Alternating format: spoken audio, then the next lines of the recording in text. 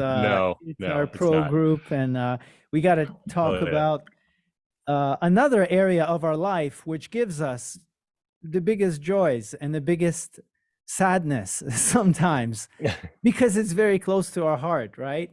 Um, and that is music. So Daniel, thanks so much for being here. Really appreciate it. Um, just to give you context, imagine two circles. So one circle is you with all of your stories and experiences and everything you've been doing as a more than a musician. I would say a musician, someone involved in technology of music production and whatever else you share with us today.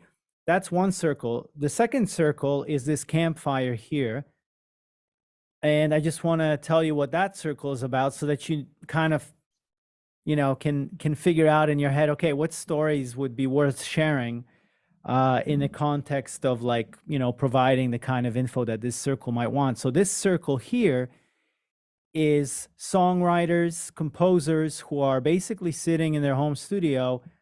We're teaching them how to be commissioned in the world of music and brands to create original songs for big brand campaigns or content or whatever. And they may be involved in some other things also, releasing their own music, albums, whatever. But I want those two circles to come together and intersect for mutual benefit. So yeah, once again, thank you for being here. And maybe we can start off with you telling us a little bit, like maybe give us just a brief kind of, rundown of who you are and what you're doing. Sure. Yeah. Again, well, thank you for having me, and great to meet everybody.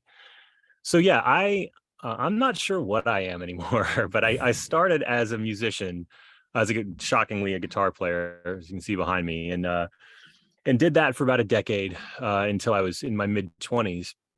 And I still play, not as much as I used to, of course, because other things have gotten in the way. But I went to college for music technology. I got a bachelor's and a master's degree in music tech, and recording and that type of stuff, and started then to produce more and work with more larger artists after that point, right? So I was kind of in my mid-30s at that point. So, and now I've worked with a lot of my idols and still get to work on a lot of very cool projects.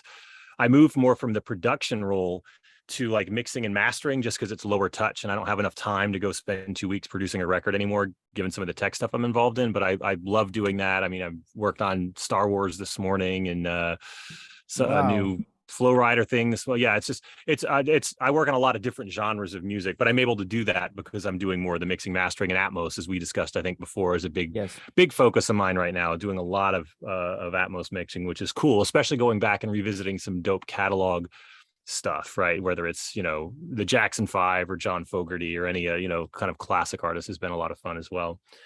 And then the kind of the two other outside of the music production space, not to be long-winded, the two other pillars of what I do, one of which is education. So I've been a college professor for about 15 years and teaching music production remotely for the past 10. So I can still kind of do everything else I need to do and travel. And I was touring for a while as well. So that's a big part of my deal. And then the thing that takes up most of my time these days is music technology development. So I kind of stumbled into working with companies who build a lot of the stuff that we all use to make music with, right? And either advising them officially or unofficially. Now I'm an executive at LANDR, which is a creator tools ecosystem, right, for distribution and mastering and samples and plugins and all that stuff. And I'm a co-founder of another company called Audio Tool, which is an online kind of DAW collaborative environment. So I try to stay kind of super into the tech space, whether it's working with Ableton or Pro Tools or Native Instruments or doing my own company stuff.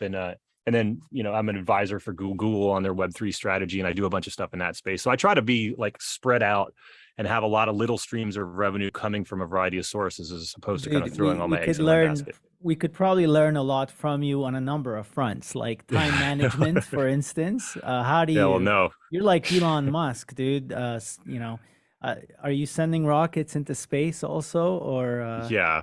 Okay, good. So we're gonna talk about that. I wish.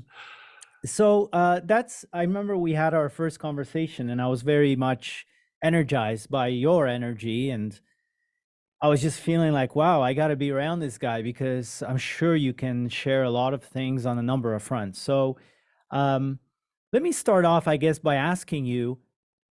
Remember, I talked about the two circles. So try to always calibrate your answers to, like, to all these home-based musicians who are basically trying to figure out, how do I survive this era? And maybe not just survive, but like, how do I get excited about the possibility of making a living with music?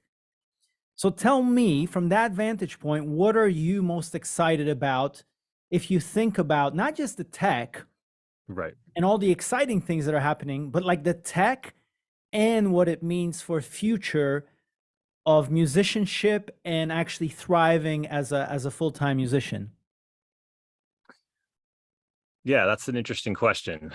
Because yeah, a lot of what I deal with, of course, is the tech side of things, some of which is, based around making professional musicians or aspiring professional musicians, more efficient in what they do, right? So they can churn out more music and get more opportunities and that side of things. So I think there's a lot of exciting stuff happening in that space, whether it's with collaboration tools, right? LANDR's a part of some of that, but there's a million other amazing tools out there, Beat Connect and things like that, that really let you dynamically work with somebody else and get stuff done very quickly for project management and collaboration. So that's cool.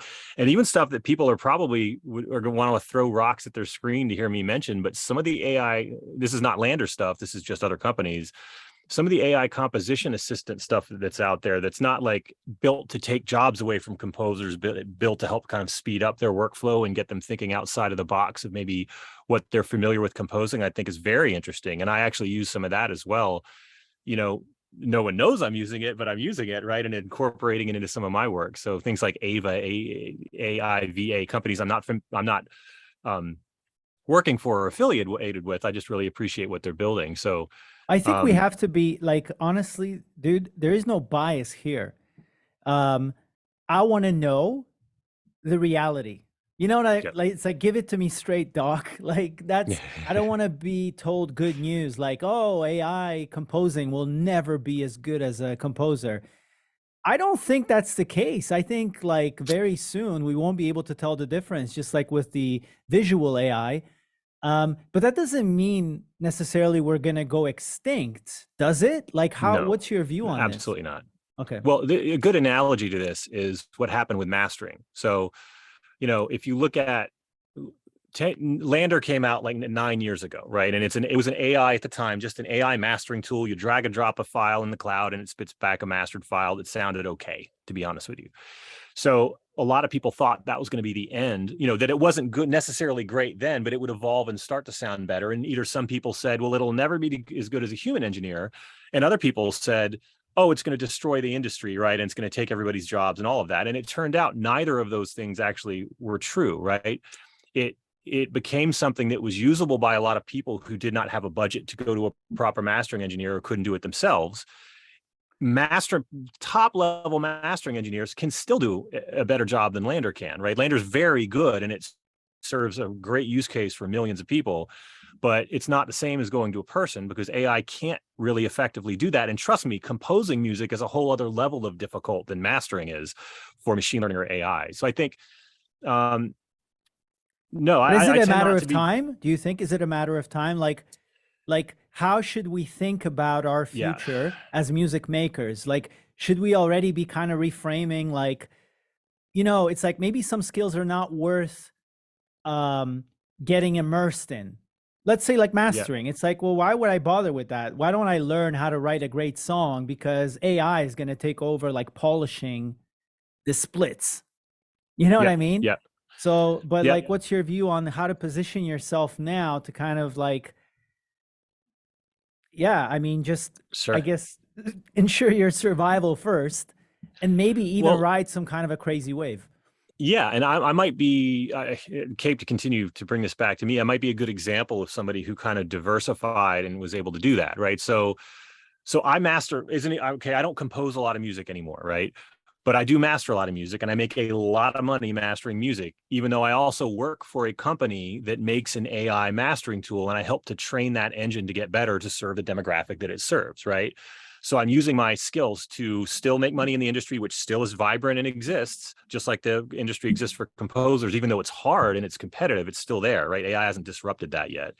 Though it is going to disrupt it to some degree, while at the same time dipping my toe in the world where I'm helping to shepherd some of this new technology to be what I think is going to be the most effective to the most people without being destructive to the industry, if that makes sense. So Yeah. I think that's advisable for anybody. That don't I tell my students this all the time, you have a skill set, don't limit what you can use that skill set for, right? And just because it's the traditional way that things have been done. I think if you're a composer, like I say, try some of the AI composing tools that are out there, get a vibe on like what's going on. And, maybe if that's something that's of interest to you, you can help, supplement your income and work on that kind of stuff. Not that you have to. Now, to your point about whether, let's just look at AI, because I know I work a good bit on the AI composing side, and I keep up with it. It's not there yet, right? As far as really replacing composers, though there's some tools, right, that are out there that are specifically targeted for ad agencies, as an example, right? That go in Dynascore and things like that go in and are there to, spit you out music for a 30-second spot, and you can just shuffle things out until you get something you like. Those are, how much money do those people who are using those products for those spots really have? They might go buy production music otherwise. Are they hiring a boutique composer to? Probably not, right? So there's certain things it's on a certain like market, like there's different market certain levels. Yeah. Yes, absolutely. So it is, and that's you will start to see AI disrupt some of that, right? Sync for film for advertising and stuff like that. It will get better, right? So obviously it's going to get better. But there's still absolutely going to be a place for bespoke composition for film and television and projects that have a budget. There's more, as we all know, right? I'm rambling about this. There's more media that's being created right now than has ever been created. It's insane. And there has to be low-cost solutions to provide music for that. It's traditionally been production libraries and stuff like that. That's going to be, increasingly competitive with AI generated music that's a little bit more customizable to, without having to go through a person. What? I almost imagine a world where even if the AI was perfect, you'd almost like go, oh, this is too perfect. Like I'm missing 100%. The human component. Like, 100%. Because if Pedro made it or if Daniel mastered it, it would have this stupid thing in there that made it special. Whereas the AI just like, it's like when you look at ozone and all of this shit, it's like, come on. Sometimes you just like when you try to like do the fast thing and press a button, that's not the way craftsmanship works. Like there are certain things that tools can help you with, like speed up your shit. But then where is you? Like where is the uniqueness that you bring to the thing, which may be like everything the algorithms do, maybe we should do like the opposite. And that becomes like a signature of humanity. Okay. That's funny that you say that. So first of all, kind of like what we said before, there's a tier of project where people really give a shit about what they're making, right? And there's a budget for that or whatever, that we're all humans, composers, mixing engineers, we're always going to be involved in that. All right. So I personally, I'm a glass half full guy. I see AI as being used for the tier below that. That's just mass content that people need to get out that they may or may not be paying you to do anyway. That's what happened to the mastering space. Okay. So I can only speak from that is something at scale that I've been involved in. But what I think is fascinating is once AI, as AI can recreate, I want a generic Hans Zimmer sounding score. I want a trap beat. I want a blah, blah, blah, right? Which is fairly formulaic, not just on Hans Zimmer, he's amazing, but you know what I'm talking about, right? Sure. When they're using temp music and they're like, I want that. Okay, well, how many times have you as a composer had that come to you, right? So I wonder, once that's there at a push of a button for people, just generally what the evolution of music will be, right? You know what I mean? When the human touch needs to go beyond us just getting forced to recreate crap that a director wants to hear because he heard it in another film. Will that lead to more experimentation and moving kind of a little more outside of the box? I think it will, dude. Are willing to use. I think it will. It's just like the kids who discover the gramophone and they're like, a hardware sampler, a gramophone. Wow, this is so difficult. Wow, it's so cool. Like my focus, my involvement with this stuff has changed. Like it's way different experience, right? So I think in the future it will be the same. It's like somebody will come across, like, just a stupid example, but like an unpolished, unquantized, like totally wrong mix versus, Yep. like, you know what I mean? Like wrong in parentheses. And then we like, Yep. novel. That's novel. Well, That's different, yeah. right? Because it like I knocks think you you're out already of it. seeing that. I think you're Yeah. already seeing that, man. Like there's such interesting genres of music out there where people are, you know, okay, there's no rules in mixing, there's no rules in music, blah blah blah, but there's certainly boxes that we all get forced into depending upon what we're doing and if we're getting paid to do it, right?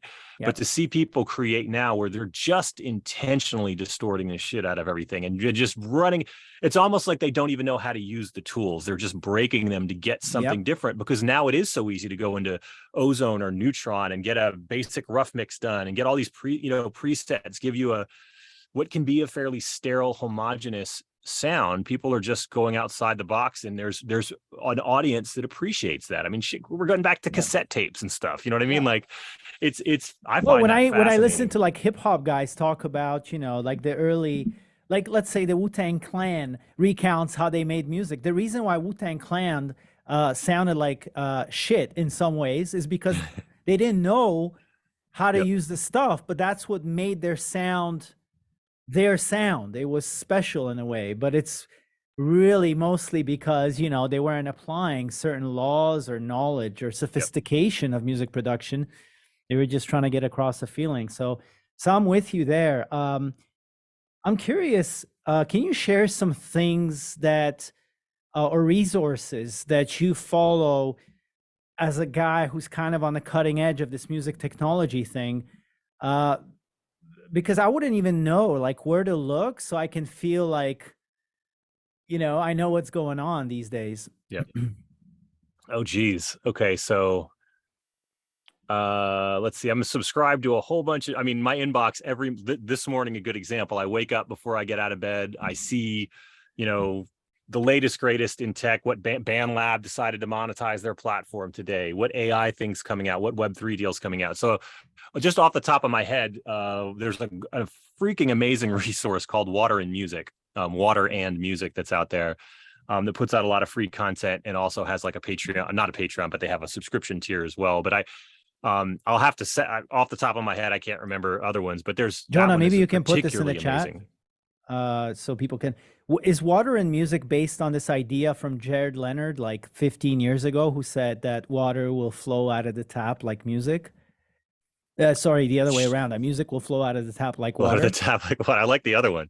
Yeah, did you? I actually don't know. It's Sherry Who's website. She probably took it from that, but I actually have no Okay, clue, man. okay. And I'll try to, as we're chatting, I'll try to scroll through my email and pull out some of the ones that I got this morning. But like Music Business Worldwide is another good one. I mean, there's Yes, just, I if you, subscribe to that one. Yeah. yeah, that Yep. they're great as well. So there's a lot of that stuff that kind of feeds you the latest greatest about what's going on the business side, the AI side, the Web3 side, et cetera, et cetera. So you told me when we spoke last that when you joined LANDR, things weren't really according to your tastes. Like you were just like there was a gap between the ideal and like what was actually happening.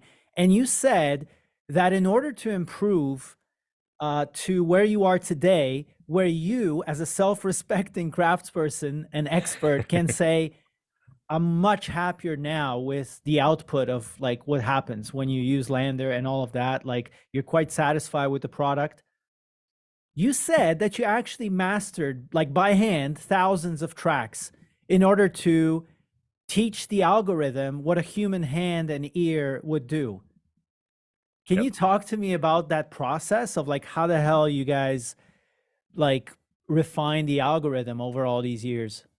Yeah, man, that was interesting, right? So I came on, as you said, as somebody who was a mastering engineer. I'm putting a link to another Okay, platform in the cool. chat here for people who Awesome. want to see. Platform and Stream is a Thanks, great brother. aggregator of business and content. So yeah, so I came on as somebody who was okay. So again, this goes for any day. I hate to keep focusing on AI stuff, but like those composition companies, or LANDR is a mastering company. I came on board as a mastering engineer who thought, this doesn't sound good to me, very good, but I'm not opposed to the idea, right? But most engineers were. I've got people throwing tomatoes and rocks at me and stuff for like crossing the line and supporting this thing, because I realized there's just a lot of people that can't afford it and ruin their own music trying to master and blah, blah, blah. So we started making it better. By licensing some technology and plugins and things like that were better than what we were building in house. But the big thing, and goes with any of these type of machine learning based tools, was just mastering songs and having the AI look basically at the knobs that I was turning, compare that to what it was doing, and say, oh, here's how it could improve, right? And so it would like take the waveform and then like based on where you were and what you did to get to a better place. It actually required us to write down every single setting across a stack of plugins that we were using to master. So it could analyze the waveform, but it gets much more like granular data if it knows exactly what you did to the compressor attack time on this specific track that had this 808 that, you know. Yeah. So understanding the genres that we were working on, because we were highlighting that, and also the settings that we were using, and that takes hundreds and hundreds and millions of data points to really give a substantial improvement to any type of product like this. But over 7 years, and I don't even know how many songs, over 10,000 songs, I'm sure me personally I probably mastered everyone for a major label. Wow. That really improved, and I continue to do it. I mean, that's part of my job at LANDR, is I lead our mastering team to do that type of work. So okay, well, let me ask you as a practical takeaway, are there principles you can share or teach that I know it's always different based on what track you're working with, but are there sort of universal things, if you were to compress your knowledge and try to help us to become better craftspeople, getting our mixes sounding better, are there things that you've thought about that you would say are always true? What could we do to improve our sound, or at least not fuck it up? Maybe let's even go there, Yeah, and this I absolutely do, and I can just speak from experience, right? The things that I consistently have seen over and over again, whether it's in pop music. I do a lot of soundtrack work, so a lot of stuff, as I kind of mentioned, for Disney, or I work a lot with Tyler Bates, who's a composer, and people like that are doing these big film scores. So yeah, you see the same things over and over, and this doesn't matter, by the way, if you're mastering stuff yourself, if you're sending it to a mastering engineer, if you're sending it to some kind of an AI solution, the same problems are going to exist with them if your mix isn't right. So the stuff, and this is stuff everyone probably already knows, but it's worth revisiting, because 80% of the mixes, let's say 70% of the mixes I get, have a lot of these issues still. And these are major label projects run through people who are getting paid to do them. Okay. Wow. Okay. So the big one obviously is over compression and over limiting, right? So if you're going to get something mastered, don't nuke it, because unless you really know what you're doing, right? And there's always caveats to this stuff. So like if I'm working, Manny Marroquin is a very well-known mix engineer. I just did a project with him in Flowrider. And his mix, much like a mix from Dave Pensato, comes in, or Derek Ali, comes in as hot as you can get a mix. I mean, I cannot make it any louder in mastering, because it's already there. I was going to ask you, what's the point of mastering then? Well, so here, and they want their music mastered still, but they've already EQ'd it basically perfectly. It's perfectly compressed and limited, and they don't want it to sound any different when you send it back to them. That's the other thing. So if I make a minute change to that mix, he's going to hear it and he's going to say, no, that's not what I wanted. So then why the hell are they sending it to mastering, right? So what they're doing is, they're good enough engineers where they know exactly the way that they want things to sound coming out of mastering. So they do it themselves. Most people can't do that, but they can. And as a mastering engineer, what I'm doing is I might be doing a little subtractive EQ to kind of, maybe there's some frequencies that are a little bit crazy.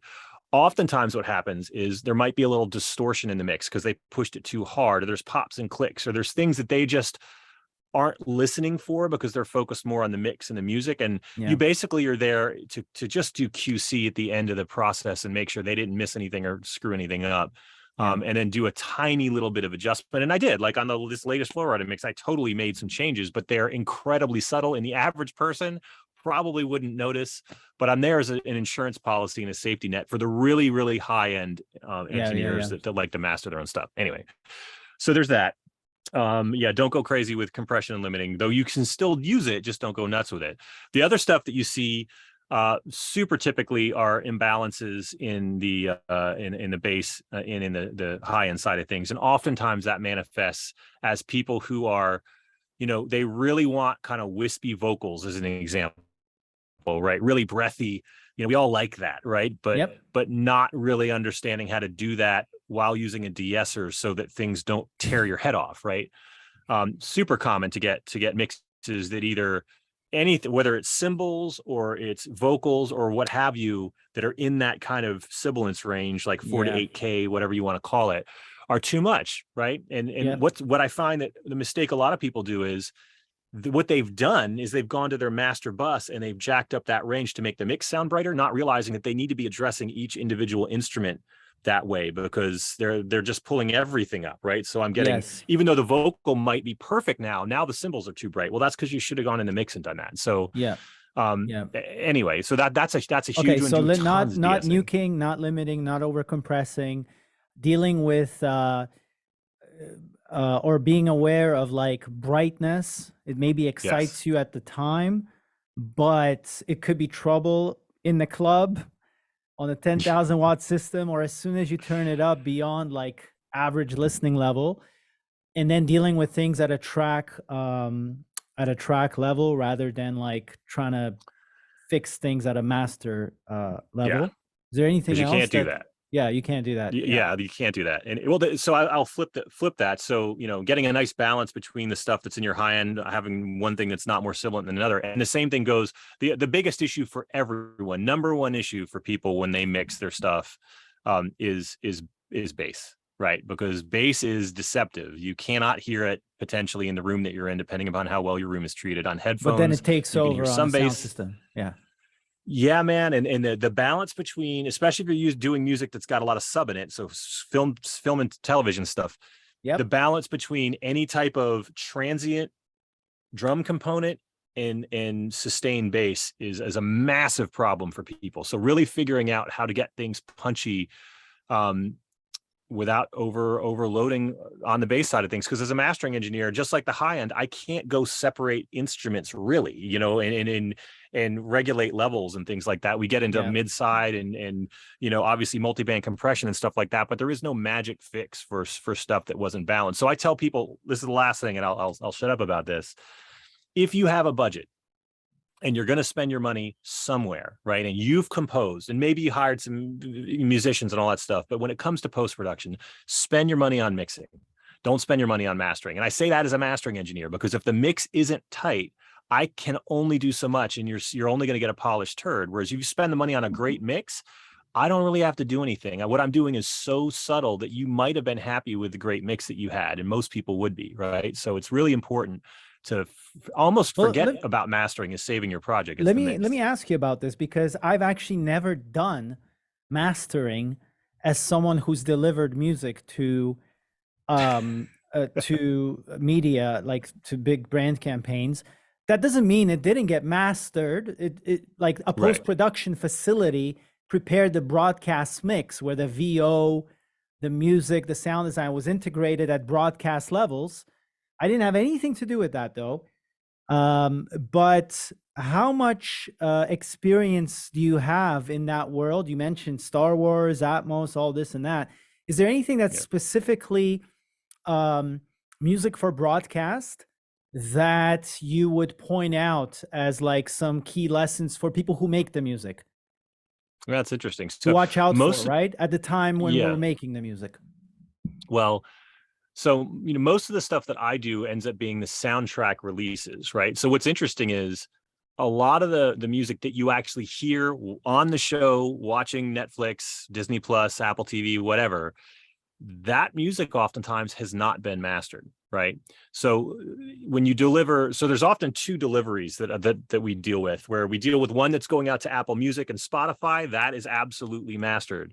The stuff on the shows tends to be assuming the mix engineer or whoever mixed it didn't crush the hell out of it, it tends to be left a little bit more dynamic. So there's a little more room for them to play Okay, gotcha. Yeah. on that side of things. So yeah, so I 100% think, and that's how if in a perfect world, if I was working with the perfect composer, they would be leaving dynamics in their music on the mix side of things, right? Yep. Because I know that the guys who are on the sound stages mixing it want that. And then when I get it as a mastering engineer, I can polish it up and really get it radio ready to go out to the people who are just going to be listening to it, and not having it inside of the show itself. Because again, last thing, when you're taking, if you're giving me stems, I'm getting a vocal stem, I'm getting, instrumental, all that kind of stuff, and I'm trying to assemble your project around a visual.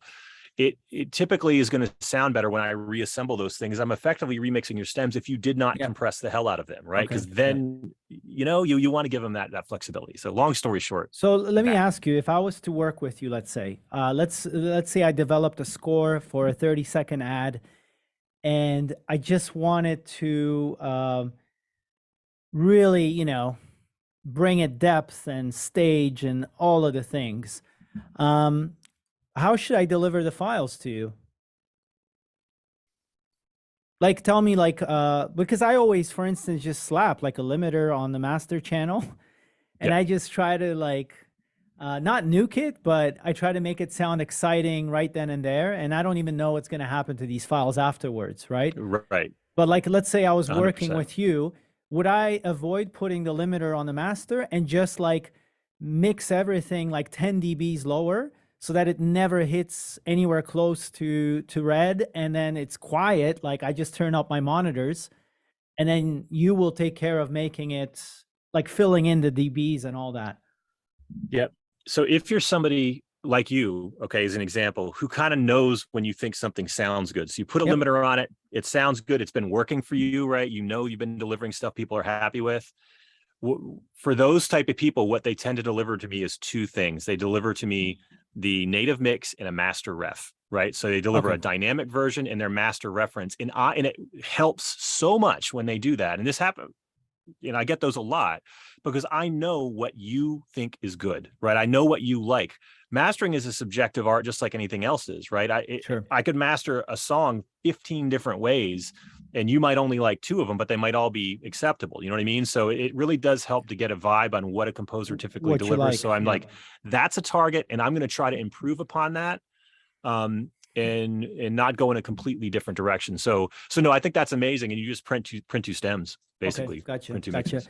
Okay, let me before I let others ask, I want to leave you with kind of like a very general question about your life in music, because you're doing a bunch of things, and it's a question for me that I like to ask everyone who I consider someone with remarkable output and knowing what they're talking about. What are some of the things in general that you've seen as patterns in your life, or as practices, or as habits, or mindsets, or things that you've done that you feel gave you progress and actual results in your career? Like they've propelled you forward. And then the things that when you look back, you're like, oh my God, I wish I didn't do that for so many years or whatever, right? Like we all have things that you look back and you go, I wasted so much time if I only did this and this. So like, what is, general, it could be anything, dude. It could be life hacks. It could be mindsets. It could be like whatever has worked for you in your professional life, and then whatever hasn't worked for you, and you want to warn others against it. Nice. Let's see. I'll try to answer that. So probably the biggest things for me would center around relationships and networking, and the things that I spent time on that maybe I wish I hadn't, like you said. And so I'll give you an example. And this specific, I don't have a lot of things in my professional life that I would consider to have been failures. Okay. I'm very lucky in that regard. I spent a lot of time on stuff that maybe didn't pan out, but I still learned a lot, right? So maybe it's how I define the term failure. I don't know. Okay. But I was working. So here's an example. I was working for the band 9 Inch Nails. Okay. And we were rehearsing for a tour. This is maybe 6 or 7 years ago. And, a month in a gigantic rehearsal complex in Van Nuys, and all these people are coming through and the band's there. And I was nervous, right? So this is a band that I really looked up to. It doesn't matter what the band is. Pick your band that you love, right? Sure. So band that had a big impact at a certain point in my life. So I over prepare for this, right? I come in and I've got 60 guitar pedals, and I've got, iPads on robotic arms to spin around. And I'd done all this ridiculous stuff because I was like, I want to come in and like impress people and show that I know what I'm doing with technology. And it was a different time for me anyway. So, long story short, I focused way more. I would stay late every day. Everyone would go out to dinner and I would stay and I would work on sounds and sound design and trying to, come up with new cool shit. And what I didn't do is hang out and build relationships with people and just hang out, right? Because I was so focused on needing to accomplish some tangible thing to demonstrate Mm. my skill set that I was clearly insecure about. And while I got to do a bunch of cool stuff with that group, I consider that to be the biggest failure of my career, because I could have spent more time. It's like going into the studio with somebody, right? You want somebody I would much rather have somebody who's not as good of a player, who's not as good of an engineer, but is committed and a good hang, right? Oh, And dude, that I want to continually come back to work with, than somebody that's who's just has no personality and is a robot, that's and I so was a robot. huge, dude. So huge. I'm so glad I asked you this question, and I'm so glad that you've answered like exactly what I'd want to get out of you, I think when you get to these upper levels of the game, right, you realize that these humans, like Trent and all these guys, they're no Yeah. different than it's the same. You want to be in the room with people who inspire you. If someone makes you laugh, let's say an engineer, and when it's all chaos and they made it easy for me, I know that's why I chose certain engineers to work with, Yep. because I knew It's a that they would vibe. keep the atmosphere, or a sinking ship, or what seemed to be like one. No one would know because they were really good. They had these tricks to pacify the room. They could listen to 1,000 voices around them and like Yep. just focus on getting the next thing done. And so, but it really was not as much a matter of skill as it was their personality. Um, 100%, man. and So like, because the skills you already have, right? everyone does. Yeah, If everyone's you're in got. the room, it's like Yep. you already got the skills, or you wouldn't be there. Like you don't end up there by accident.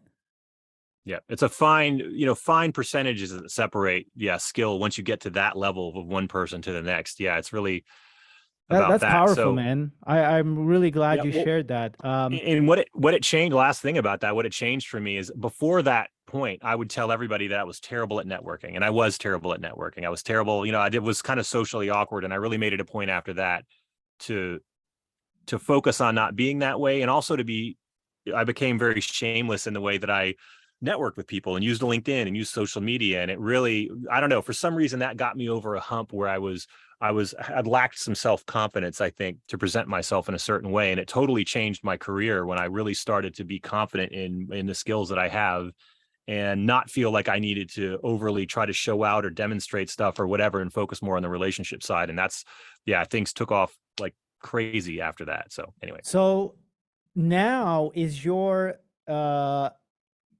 career, I know in some contexts it's quite simple. Like if you're working for LANDR, you have a certain vision and you have goals to accomplish. But let's say in other areas that are more like startup or creative, or like where you're building yourself as a brand and a business, Mhm. uh, what does sourcing business look like? Is it a matter of, for instance, documenting what you're working on and like having some kind of a conscious social media strategy where you're just like, here's what I'm working on, and like just having some kind of quota, let's say every week, to appear on the radar of whatever social media? Are you doing outbound? So like, are you, for instance, reaching out to certain people who you hope to land as clients or collaborators? I'm just curious because I know it'll be different for all the different things that you're doing. It's probably going to be different Sure. approaches. Yeah. Yeah, it's sure. For some things that I do, it's a lot of inbound, just lots of people reaching out to me and me sifting through that. So I'm in a little bit of a different position at this point in my career. But let's just look on the creative side of things. So, I got a lot of projects I can't do just because I don't have time, but for things like Atmos mixing or mastering, let's just say that, um, that's still a very competitive field, just like composing is, right? So Yeah. I can't just sit around. Projects absolutely come in like they do for everybody from people you work with consistently when they have projects. But no, I absolutely have to reach out. I mean, today I've got some people I'm going to meet with about Atmos projects for, various things. So yeah, no, I do outreach. Oftentimes people that I never cold.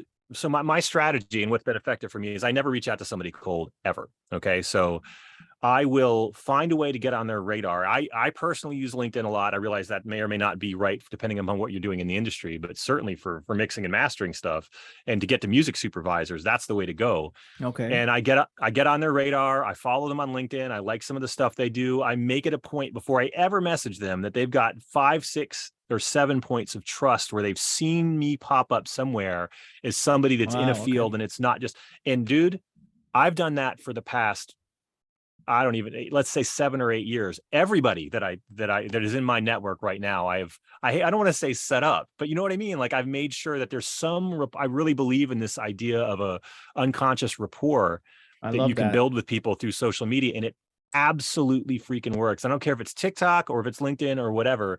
And that's what I'll do. So, I and, love that. it's worked amazing for me getting gigs, man. It's something, just one other little thing that separates you from what somebody else might do, that might just send an email or hit somebody up on Instagram or something like that. Yeah. Yeah. It's Plant a totally seeds. different frame if they've seen you already and you haven't asked them for anything, and then 100%. you want to meet with them. I think that's something that we have to kind of incorporate into our curriculum.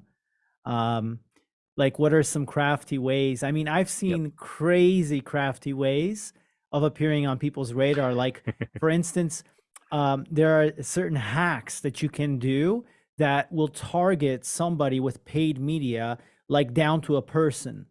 So let's say that I wanted to get a coffee with a hotshot creative director from a huge agency in New York. Basically, you could do it, and guys can Google it. I mean, I saw it somewhere, but like, you have guys like basically paying, and you don't have to pay much because you're targeting one person. One person. You're basically targeting that guy with like a very specific thing. And I don't remember what the example was, but it was something like, can you help me get Daniel out for a coffee? And Oh, like, wow. for instance, they targeted like the creative team at that agency. And everyone was like, who the hell, what the hell's going on? So anyway, I think we live in an age where technology makes it possible for you to do these crafty things that basically lay down the frame. Like, okay, this guy's doing stuff. He's not just Yep. sitting there all day wanting to get in touch with me, and he's probably going to be a drag because he wants stuff from me. He's a man of some kind of, activity and body of work, and therefore probably valuable in some way. So, Yep. okay, so that's a good mistake. Tell me, can you pinpoint or the pattern that you spoke about of like focusing on um, the relationship more, being yourself, and not selling yourself necessarily in the room, but Yep. um, like being human and not just like some kind of a Yeah. technician, so that Well, people really get your vibe. That's good. yeah, I think for me personally, I spent so many years being a robot. Like I didn't get started in the industry till a little bit later in life at any professional level. So like I figured I needed to ramp up quick. So I was just in, 20-hour a day grind mode for so long. And that's where I kind of lost a bit of my personality, right? I just became this Mm. ingesting content and practicing and grinding and learning. So yeah, I mean, it was a thing for me to kind of to get that back. And I don't know if I have any practices. For me, I've already said this, but I did use social media a fair bit as a way to, Yep. like, a low barrier way for me to engage with people, like indirectly, pseudo directly, Yep. that eventually got me up to being better in person, if that makes any sense. And that's just my own personal journey, and doing a lot of conferences, getting my ass on panels, getting my ass on stage in front of people. Teaching, of course, really helped me there too, because I'm having to present things to people, really getting my public speaking game down. Not necessarily useful for everybody, but constantly, my career is 100% defined by trying to consistently put myself in uncomfortable positions.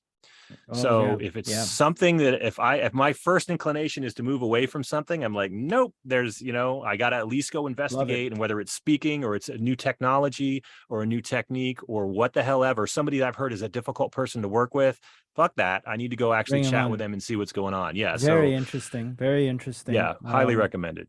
Very interesting. I think that's a universal kind of principle for growth, and we're dealing with a shitload of pain sometimes in advertising, and the silence or the revisions or the just like, bullshit that happens at every level of the game. And every time I get upset about it, I have to kind of remind myself like, hey, man, what are you, like a baby or something? Like seriously, like, are you a pro? Like, are you a cool captain or, a cool cucumber? Or are you like some kind of a emotionally easily unsettled person after all these years in the business? And I still get emotional sometimes about the bullshit. And but like you said, it's like, so what do I abandon this and like avoid the pain? Or maybe is it better to deal with like the bullshit, but in a graceful way, right? And last thing on that, because you bring up a really good point. It's important for everybody to always remember that, just like you just said, that bullshit, it doesn't matter if you're a day one composer, engineer, producer, or you are at the top of the industry, you deal with the same bullshit. So there is no escape from it. There's no tier that doesn't have to deal with it, and you're just put upon. We're all put upon. So it's part of the gig. So I think that there's some camaraderie, I think, that's built around, like when I work with really top end cats and I see them just getting beat down, and it's like, okay, well, I can't complain. Yeah, I've seen it. And we know, like, even the biggest guys in Hollywood get beat down with music reference. Yep. It's got to be 100%. Like this, and that's it. Like, okay, so what do I bring to the table then if you want it like this, So this is a good lesson to learn. Guys, because I don't think we have any girls here. Pedro, come on into this circle of trust and wisdom. Hey, Daniel. How's it going? I bring in here. Awesome, man. How you doing? Coming at you from Buenos Aires, Argentina. Oh, I love that. Great city. So, first of all,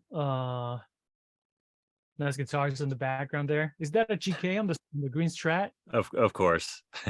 It is a GK. Gotta have a GK. Old school. Old school, man.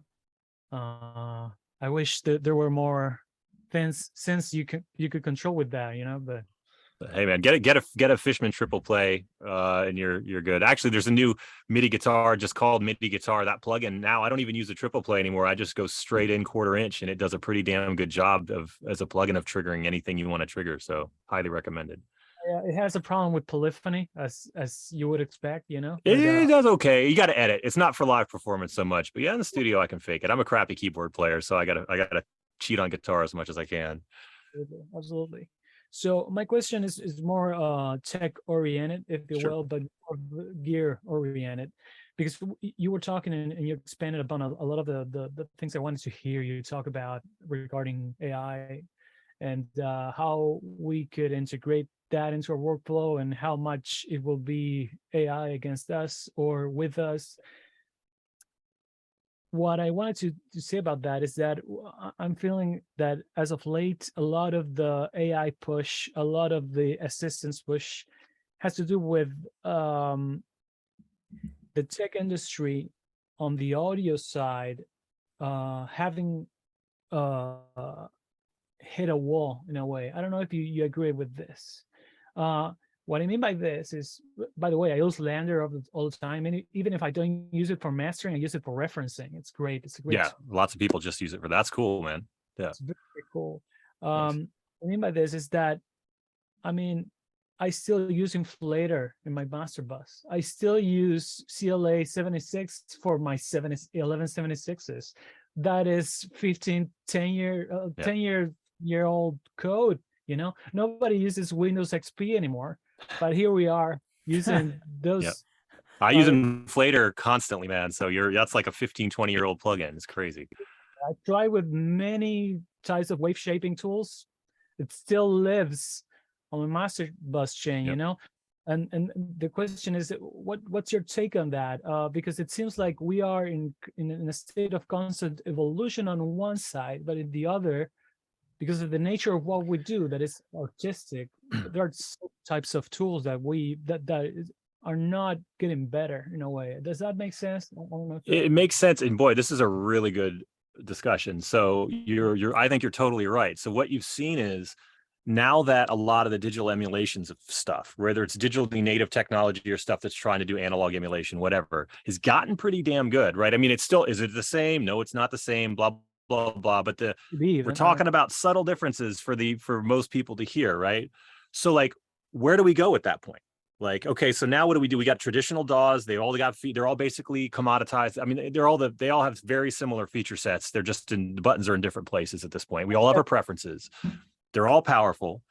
Converters all sound great. Plugins even stock plugins now pretty much all sound great. So where do you go if you're a company? What do you do? So this is what every company is doing. My God, look at what Abbott is doing.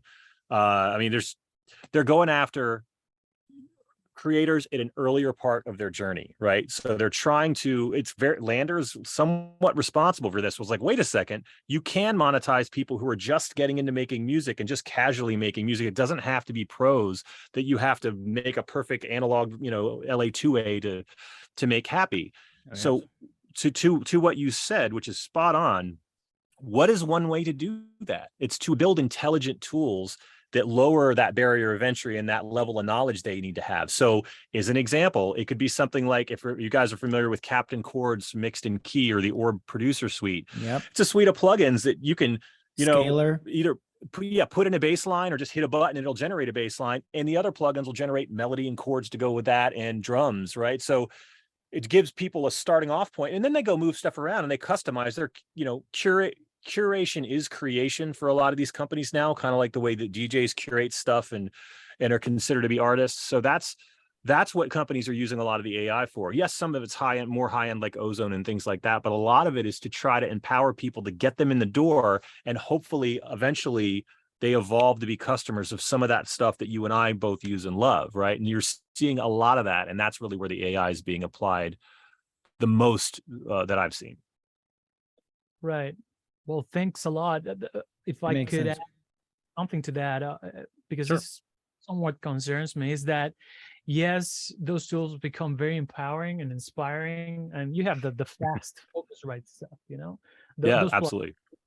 But I mean, in the past 2-3 years, the only innovation I've seen is something like Split EQ by Eventide, perhaps, which was that's great. A new thing that I can use, that's not creative, but also could help me in my problem solving when mixing and mastering, even on my own stuff, because I sometimes don't work on only my own stuff. But it is that those tools will empower somebody who's learning and building their chops, if you will. But then when they learn how to do it, they will go to the older plugins. Right. Because there's not a newer, better 1176. Does that make sense? I don't know. Is that a flaw of the mindset we have? I mean, we're trying it out with more speakers now. Yeah, exactly. It's like, where can we expand? Yeah, 15 speakers instead of 14. No, I mean, I don't know, man. It's an interesting point. I don't, as somebody who also is super passionate about toys, right? I want somebody to do new, crazy, cool stuff with DSP and with code and with hardware and all of that.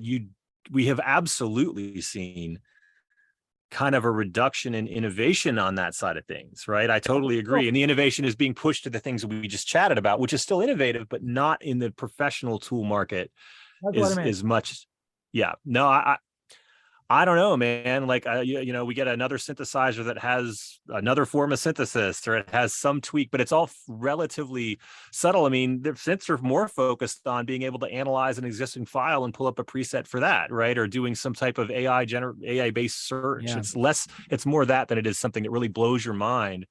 And I mean, there are companies doing cool shit. There's, Never Before Heard Sounds is doing really interesting timbre transfer stuff, but it all is still in this AI machine learning world than what we're, traditionally used to. Anyway, that's not really answering your question, but I agree with you. It's a hard question to answer, to be honest. I personally wonder, like, have we gotten used to music?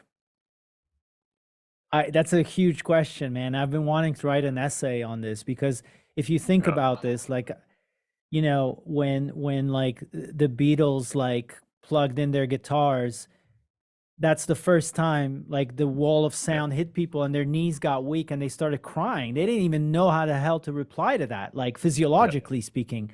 Now we've been hit with you know, the Skrillexes, the 10,000 watts at various festivals, and it's almost like you couldn't do a drop hard enough to get my attention for more than 3 seconds these days. So then I'm thinking, like, we're probably going to go back to the basics after all the loudness, after all the intensity, after all the, you know, crazy, I don't know, whatever, like in your face. I'm almost wondering, like, have our senses gotten used to it and therefore we don't respond to it with the same way that we would if the experience was novel? Yep. You know, I think so that's a huge question for music in general. Like, what the hell happens next?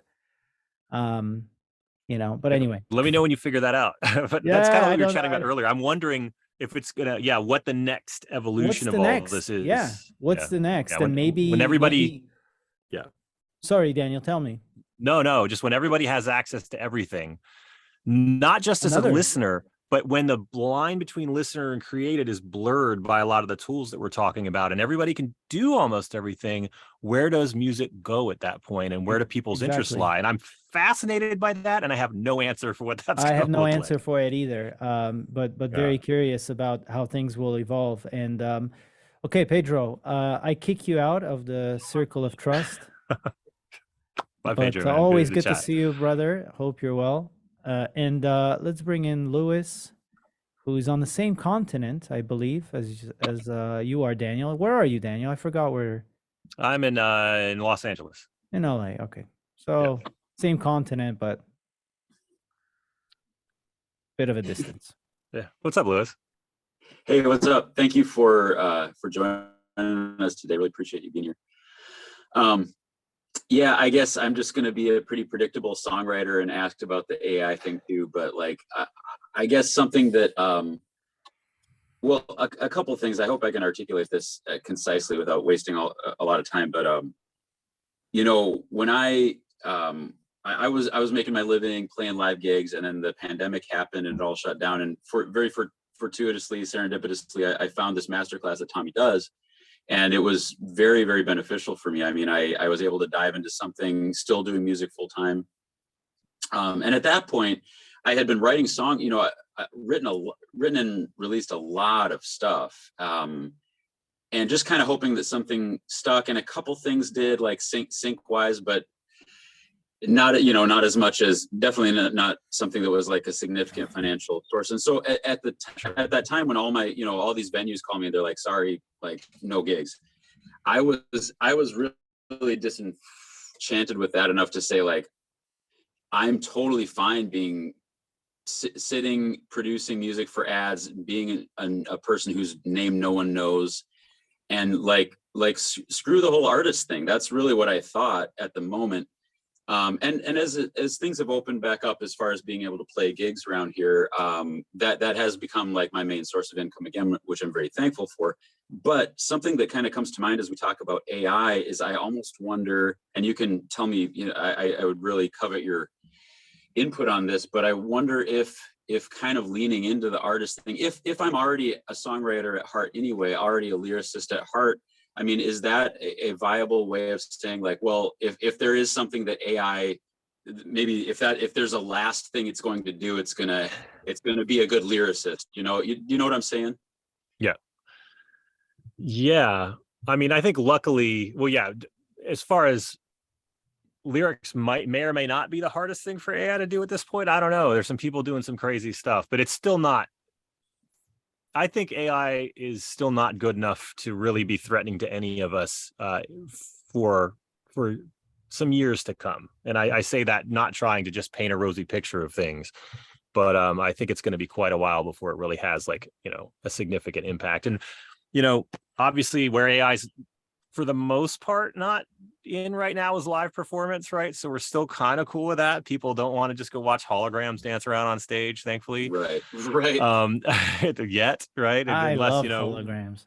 hey, I'm not opposed, man, but like, or, you know, or the metaverse, quote unquote metaverse, or Fortnite performances, or Roblox, right? That's, man, I know some people who have done that and really thought that was a cool extension of themselves beyond their traditional live performances to a new audience. Like, there's still some of the stuff I think you can leverage without it, you know, feeling like, you know, being a replacement for kind of who you are authentically as an artist. So yeah, I don't know. I didn't really answer anything, but I guess I kind of feel, so I came in at the beginning. Do you have a little one at home? Did you say that? oh yeah, I do. Yeah. 1 month Yeah, old. so I've got a almost 7-month-old, and so I've got this sudden like time crunch in my life. And I've still got time to work on stuff, which I'm very thankful for. But you know, you tend to, like, time management becomes like the, you know, the main thing. And so I'm looking at my time saying, okay, I could spend a lot of time working on emulating the sound of already acknowledged successful commercial sounds, or I could do my kind of somewhat weird thing of spending time working on my artist stuff. I've only got 200 followers on Spotify, so Nike isn't banging down my door looking for tracks. But I know that some bands, you know, even if they're not super well known, sometimes they do get discovered through streaming and through just artists being themselves. It's very unpredictable. I realize it's the Wild West, but I just find myself wondering, like, should I try to be like the everyman's ad music guy, like, all the time? Or should I dig into this somewhat more unusual thing of me just writing my own stuff and putting it out there on the almost lottery chance that might be the thing that's a little more unique? You know what I'm saying?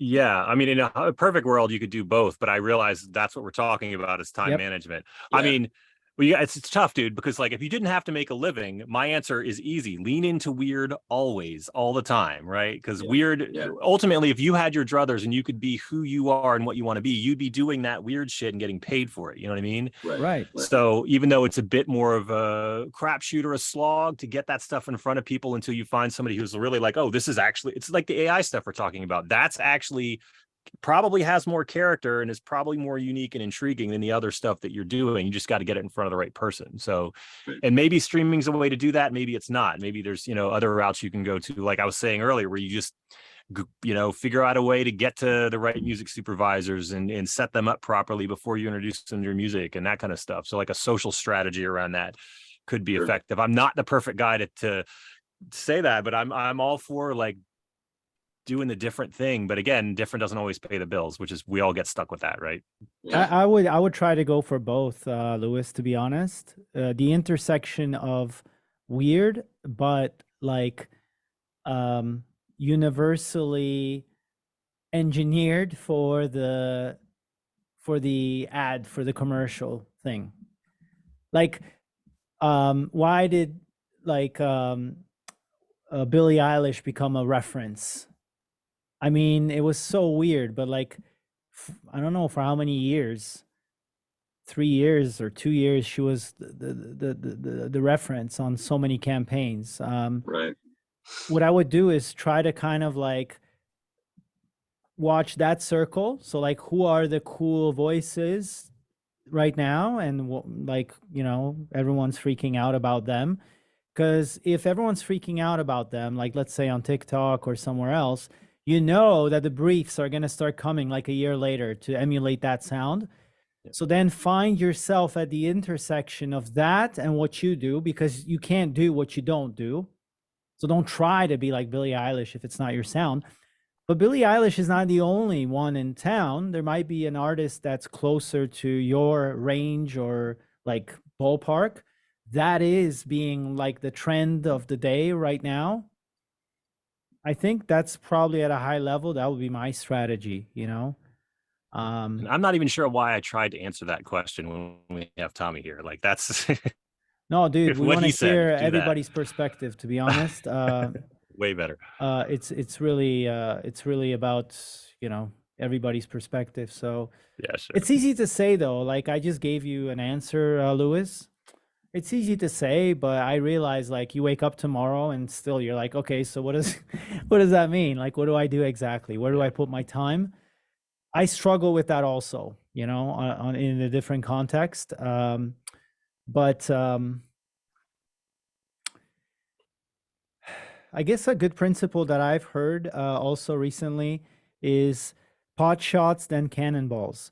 So like, don't make the mistake of thinking you got to go all in on something. Like do a small experiment for a certain amount of days and establish some criteria to see if it's going to work. That's pot shots.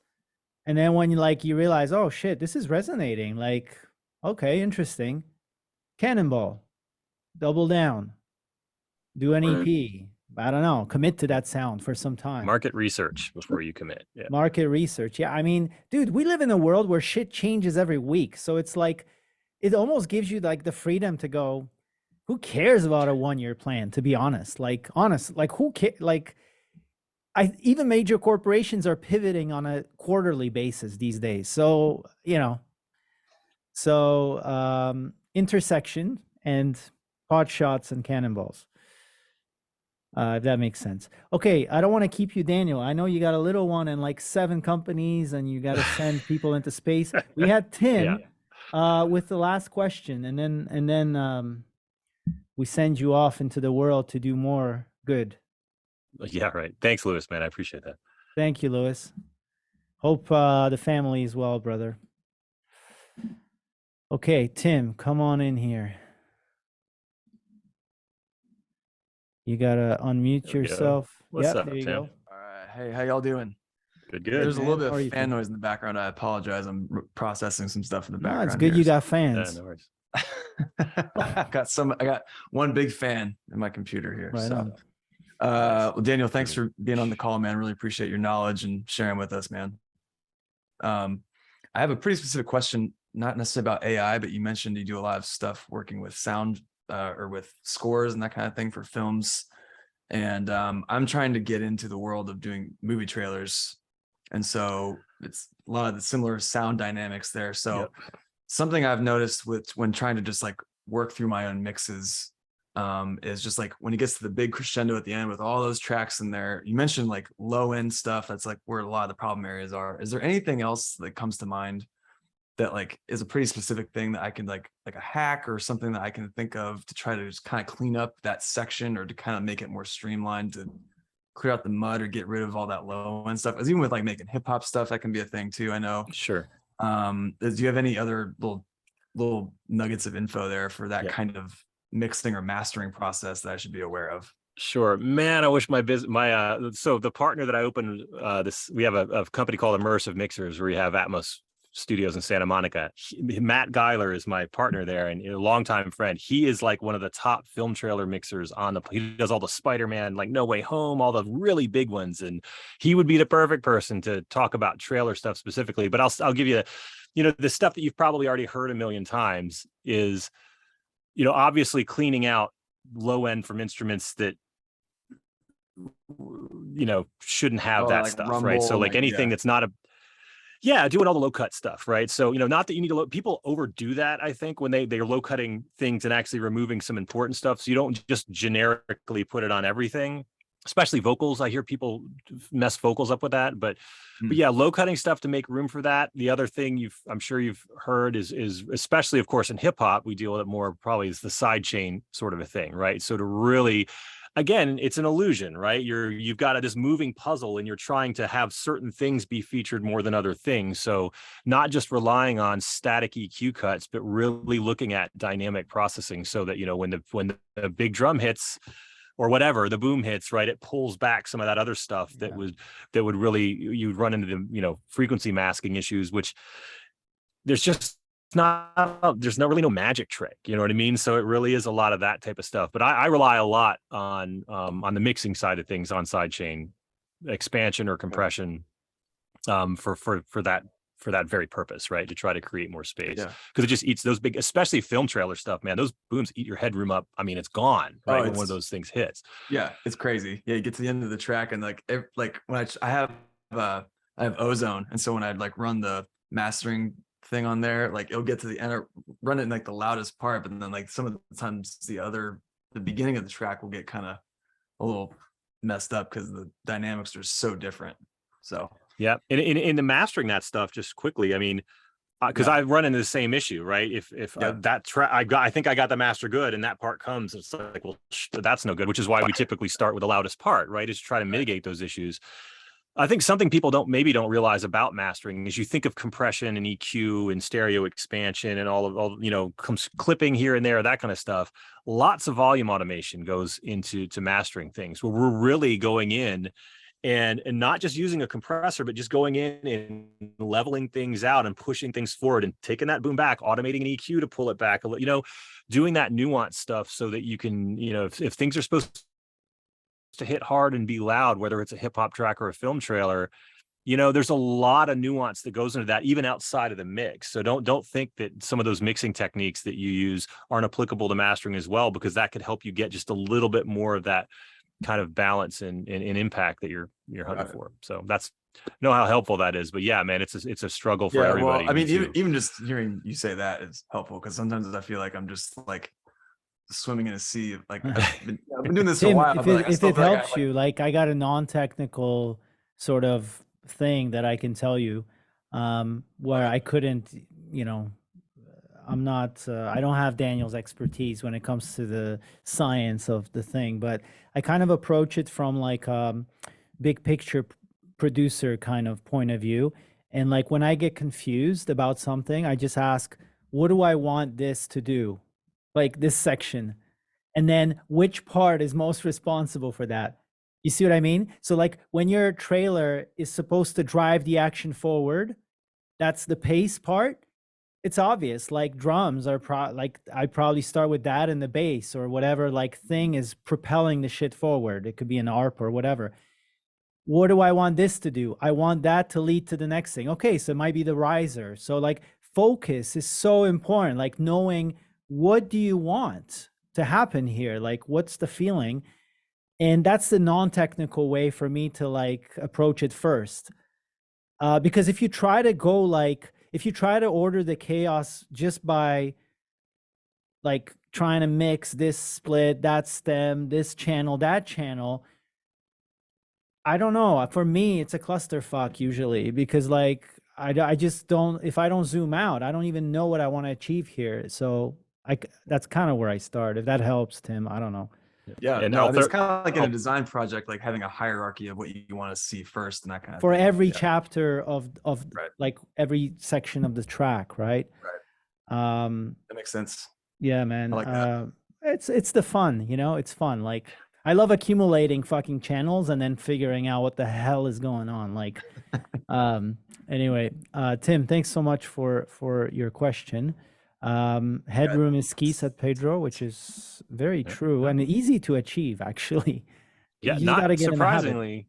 Yeah, and using compressors. Last thing to his question: using a compressor, using the sidechain filter on a compressor, so that when those kick and bass things hit, it still pulls everything down, right? But it's not what's used to trigger. Hold on, run that by me again. Sidechain filter on. So the yeah, compressor.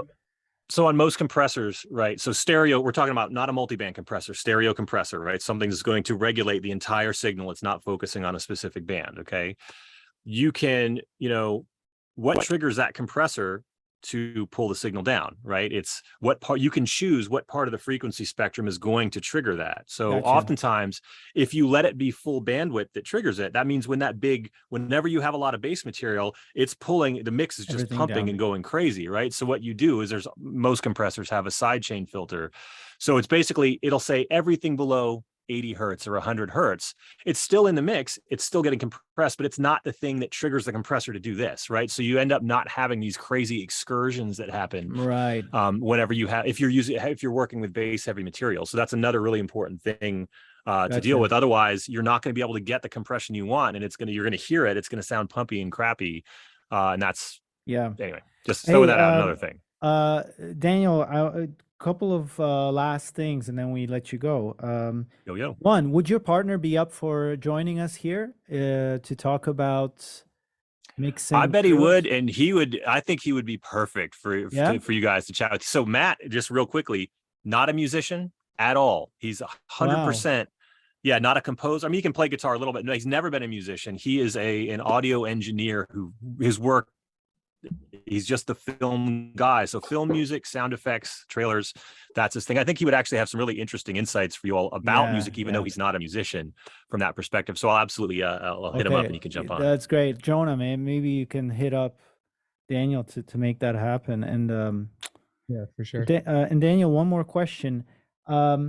We talked about doing something. Is LANDR able to do something for us? Like for our students? I think we spoke about it notionally, but I don't want to put words in your mouth. Is there something that we can do as a deal for our students? And if you say no, it's fine. I mean, there's no pressure. Oh, no, absolutely not. You guys suck. No, fantastic. Yeah, man. No, I think so. What we should do, and this is certainly for everybody here, we can do today if I can get your email addresses, and that goes for anybody else, Tommy, you want to send my way, sure. Student wise. Get you guys a few free months. So LANDR now is insane. The amount of stuff that LANDR has is mastering is like this much of it. It's nuts. And a lot of it is free stuff that you can just use in perpetuity. Project management, remote collaboration with other people, streaming your DAW to somebody else's DAW if you want to do that. Like it's all stuff, right? So yeah, and that's not stuff I don't think you even have to pay for. So I would happily set everybody up with LANDR accounts for a couple of months, understanding that there's still free stuff that you can use after that, right? So you don't have to I'm not trying to get you to subscribe to LANDR. You can still use LANDR for mix referencing for free. So if you want to upload your mixes, you can listen to the mix and see what it sounds like mastered, even if you don't want to download that master. So it can be good just for kind of iterating that way. But happy to set you guys up with that. And then, of course, a discount if anybody ever wants to subscribe to it. Great. If not, no worries. I'm not here to sell it. But you know what? Yeah, I'll set everybody up with some months. Jonah, maybe you can take a screenshot of people who are here. And that way we can send to Daniel like emails. It's kind of cool because I want to show people, hey, you show up, you get a deal. You don't show up, you miss out on an We can do discounts for everybody, but if they show up, yeah, man, I'm down. Let's load everybody up for sure. Yeah, right on. Really appreciate you, Daniel. And dude, I just don't know how you were ever not feeling like you're, a people person or like kind of an out there guy. If you were, then I really commend you on like, I mean, I just feel like I'm talking to someone who's very personable and very easy in conversation. And so if that was an issue for you, man, that's another like huge congrats on just transforming yourself into someone who seems like a natural at this. I appreciate that, man. If I can do it, anybody can. I used to play guitar with my back to the crowd. That's how anxious I was about doing that kind of stuff. So amazing, dude. Yeah, man. Amazing. Good stuff. Amazing. Really cool, Daniel. Yeah. We want to wish you all the best to you and your family. Health, harmony, progress, all the good stuff, all the important stuff. Sleep. Don't forget sleep. Absolutely, man. Yeah. And I'll be in touch with you, man. I'll follow up with you over email, and who knows, maybe our paths will cross and we can do something cool together. But thank you, man. Really appreciate this. Definitely, man. And yeah, thank you for having me. And if whatever I can do to support the cause, let me know, man. I think what you're doing is, and I'm not just saying this for the people that are here, super valuable. And there's not a lot of people that are doing it and sharing the knowledge that you're sharing. It's a stone that needs to be turned over because there's money to be made, but there needs to be people to kind of guide. So absolutely, there's a lot I could learn from you, hands down. That's a mission. It's like, how do we keep a new generation of musicians employed and keeping up with this brave new world. Okay, Daniel, all the best. Thank you so much. Everybody, thank you for being here, and we'll see you on the next one. Awesome. Thank you, everybody. Okay. That'll be good. Later, Daniel. Ciao. Peace.